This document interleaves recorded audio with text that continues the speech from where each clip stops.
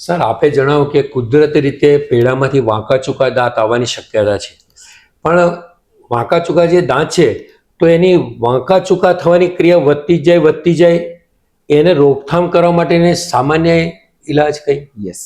સો આમાં 3 જાતની ટ્રીટમેન્ટ હોય છે. જે વાંકા ચૂકા દાંતની ટ્રીટમેન્ટ, કે સૌથી ઇમ્પોર્ટન્ટ ક્વેશ્ચન એ છે કે મારા બાળકને ક્યારે બતાવું. સો જ્યારે તમારો બાળક 7 વર્ષનો થાય, ઓકે, ધીસ ઇઝ બુક્સમાં પણ લખ્યું છે કે દેટ ઇઝ ધ ટાઈમ જ્યારે તમારે ફર્સ્ટ ડેન્ટલ ચેકઅપ બ્રેસીસ માટે કરાવવું જોઈએ. હવે એ ટાઈમ પર જો ડૉક્ટરને દેખાઈ ગયું કે એમના દાંતમાં એવું લાગે છે કે આગળ વાંકા ચૂકા થશે, so there is something known as preventive treatment, preventive orthodontic treatment. તો અમે પ્રિવેન્ટિવ ટ્રીટમેન્ટ કરીએ છીએ. પ્રિવેન્ટિવ ટ્રીટમેન્ટમાં એ એનાથી વધારે નહીં વધે, કે એ થાય જ ના, દેટ ઇઝ પ્રિવેન્ટિવ, કે એ થાય એ પહેલાં આપણે ટ્રીટમેન્ટ કરીએ.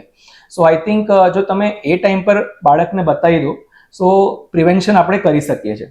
પણ જેમ જેમ એની એજ થશે, ફોર એક્ઝામ્પલ તમે ભૂલી ગયા ત્યારે બતાવવાનું, પણ તમે કદાચ જો વચ્ચે આવ્યા મારી પાસે બતાવવા માટે, સો એ ટાઈમ ઉપર જ્યારે તમે વચ્ચે આવશો ત્યારે અમે ટ્રીટમેન્ટ સ્ટાર્ટ કરીશું. એ પ્રિવેન્ટિવ નહીં હોય, એ ટાઈમ પર એ ઓલરેડી પ્રોબ્લેમ ડેવલપ થઈ ગઈ છે.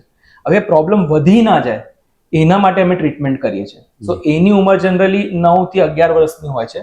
હવે 11 વર્ષ સુધી દાંત કમ્પ્લીટલી વાંકા ચૂકા થઈ જશે, તો એ એજમાં અત્યારે પેશન્ટ સૌથી વધારે આવતા હોય છે, 11 થી 12 વર્ષે, જ્યારે વાંકા ચૂકા થઈ ગયા છે. સો ત્યારે બ્રેસીસ એક ઓનલી ઓપ્શન રહી જાય છે આપણી પાસે.